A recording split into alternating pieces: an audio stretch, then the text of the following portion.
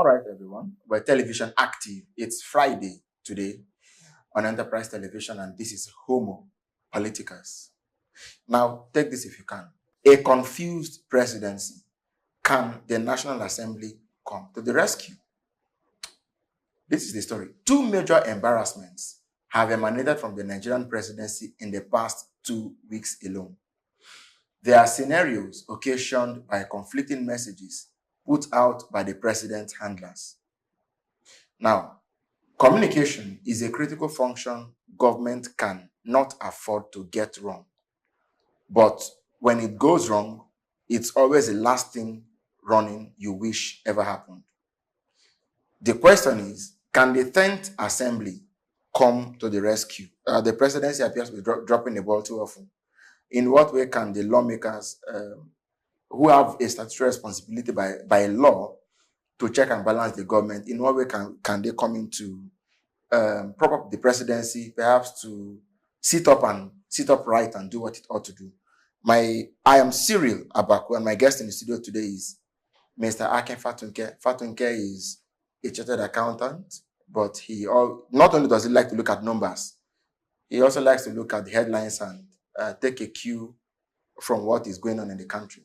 Mr. Fatunke, welcome to the program. Thank you very much, Cyril. It's a pleasure to be here.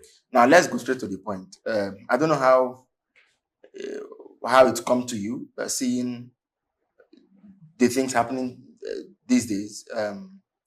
First, the upper wiki was Ngelale versus Bayan Onuga, the president's two main spokespersons. This week it's been Wale Edun and then Ononuga again. Let me ask for your opening reaction.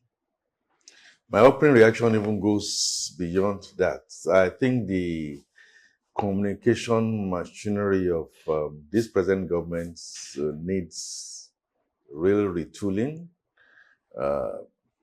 I do not know when people say that it comes as mere propaganda, learning to jump before crawling or walking. You also recall that in not less than 1 or 2 occasions, we've had spokesperson of this presidency giving out information, usually after the president has taken a tour or somebody has come to visit the president in respect to getting foreign direct investment or getting, their countries and their people to come and do business with Nigeria. Not sooner is a statement put out that you get a repost, either from the embassy or from the people concerned, or complete overall somersaults. At that time, I was concerned because as a communications person in the private sector, there are laid down rules and regulations as regards what goes out, how it is naturally cleared, who should be speaking and who should not be speaking. And this penchant for spokesperson to want to take on, I want to see how I can say my own, I want to see how that other person can do it. It's very, very inefficient. Yeah, but sorry to cut in this way. A lot has been said about what is obvious, right? That there's confusion, there's conflict, there are contradictions.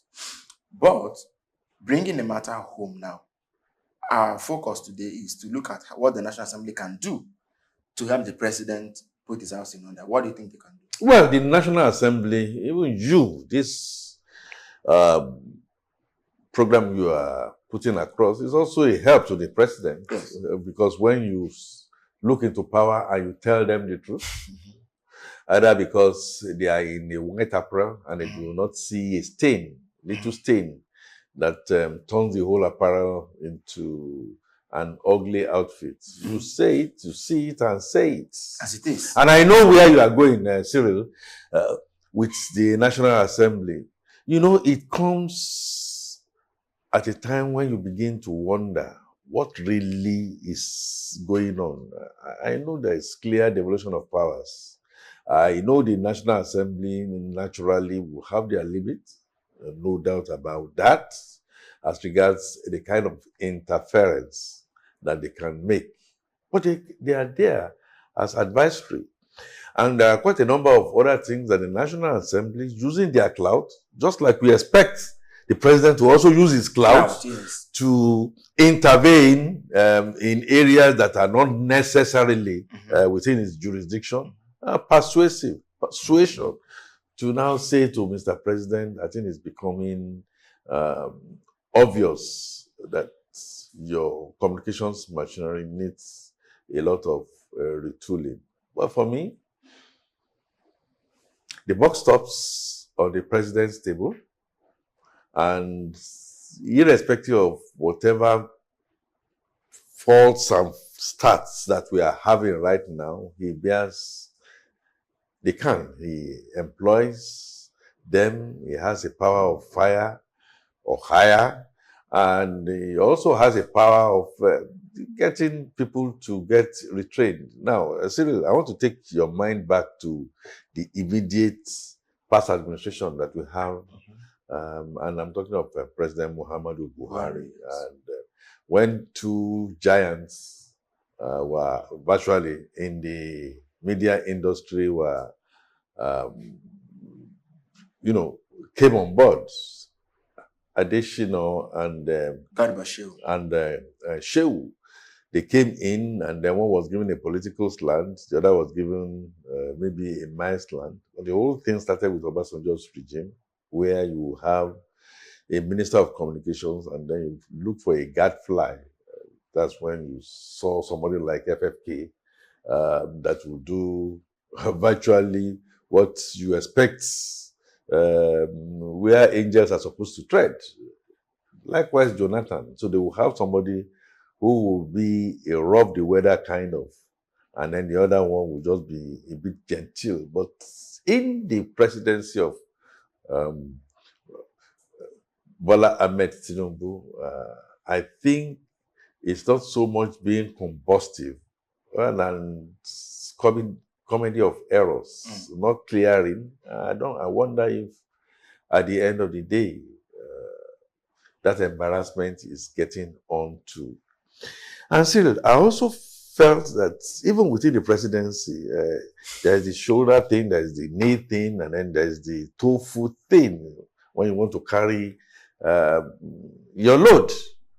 So what is the office of the chief of staff doing? What is the thing that the office of the secretary to government? Yes, I mean, these are direct appointees of government. Who ideally should have the president organize at one point in time to be a clearinghouse. Yes.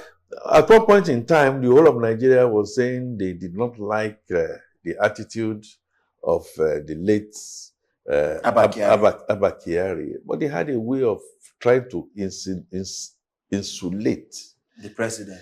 Insulate by making sure that a lot of clearance is done. Yeah, even though you had the bureaucratic challenges here. I see President Bola Tinubu wanting to now be open, and in part of his openness allows his lieutenants to have a field day. In a manner of speaking, but you cannot, delegators, let's protest delegare. You cannot delegate all that, and if anything goes wrong, come and sit on your table. Yes, but so it needs to do all that. So the National Assembly can come by way of advisory.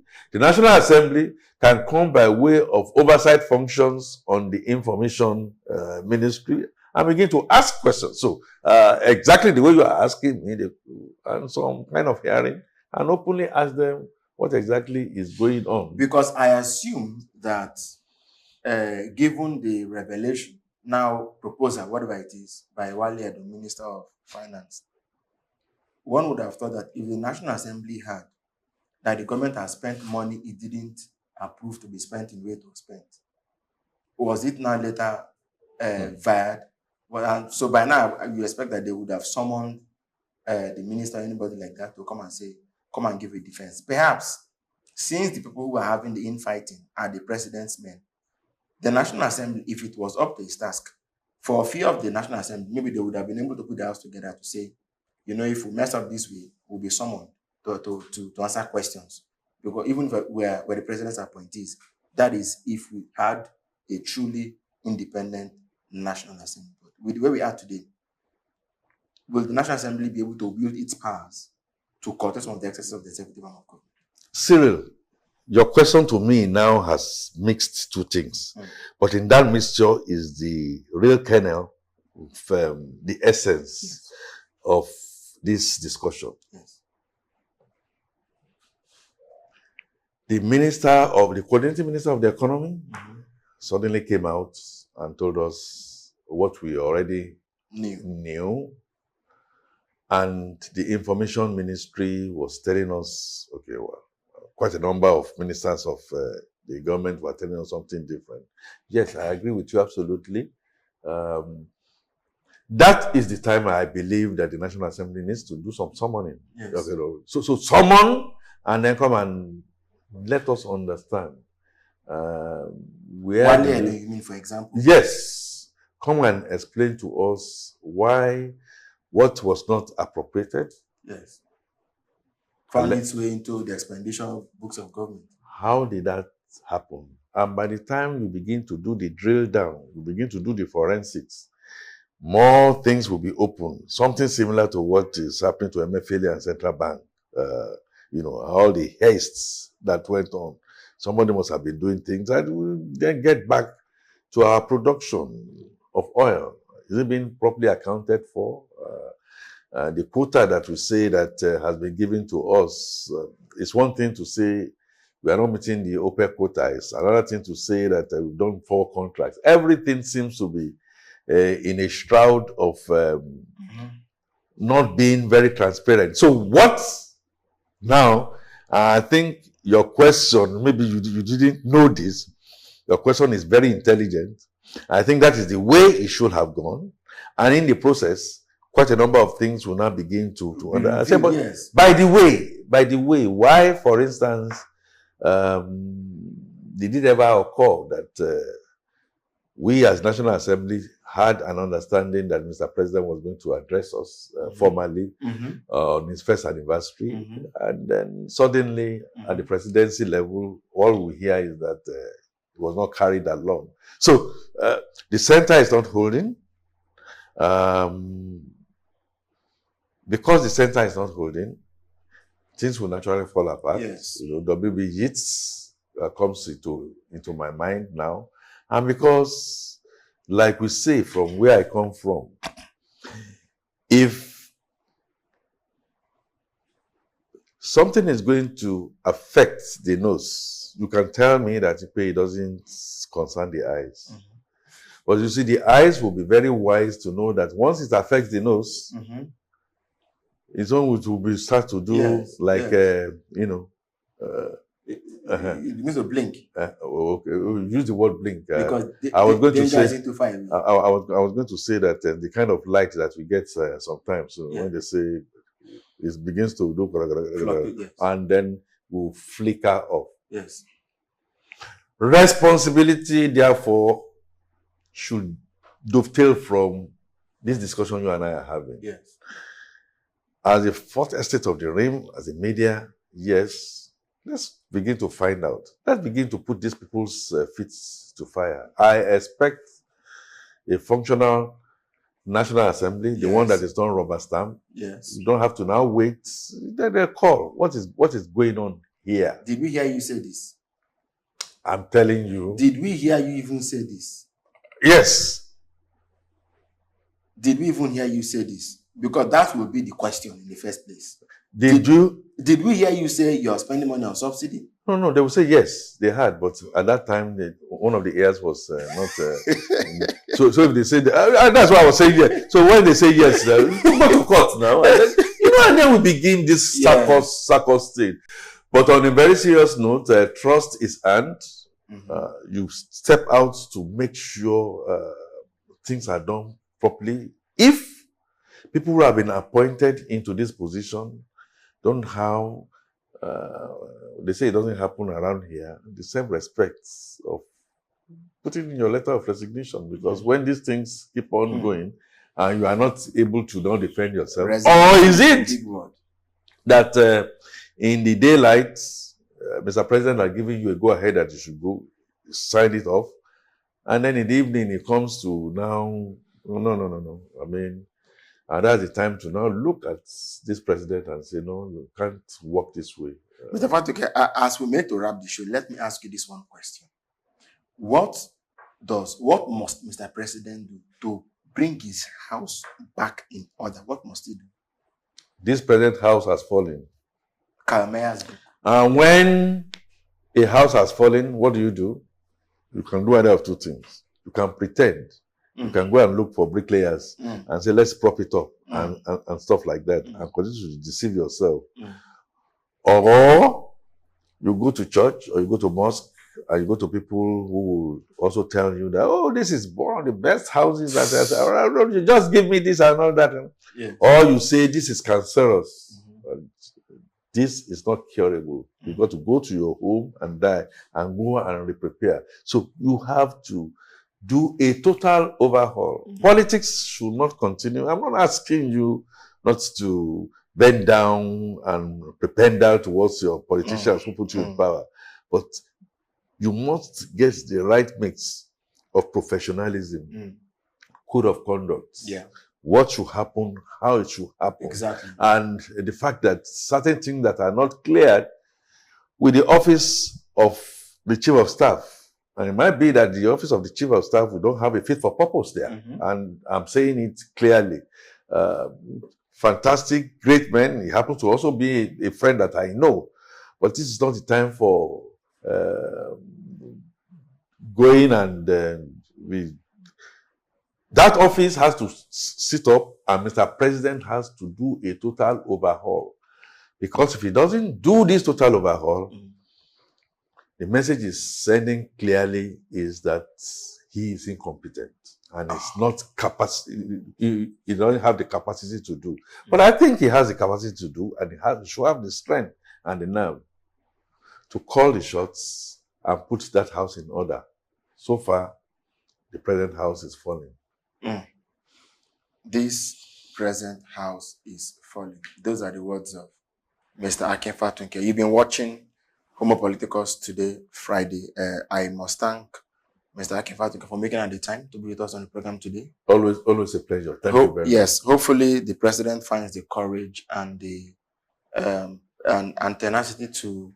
You call it political sagacity to do the right thing. And he knows he has to do the right things, but he should be encouraged to help him, like we are doing here, put his feet to fire.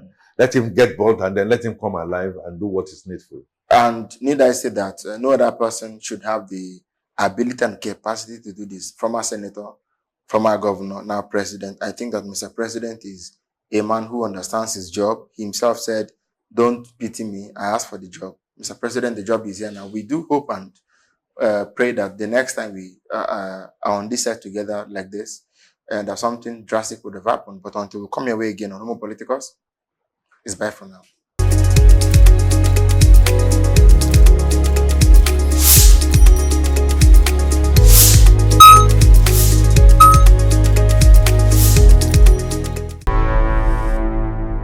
Enterprise TV, a tradition of truth.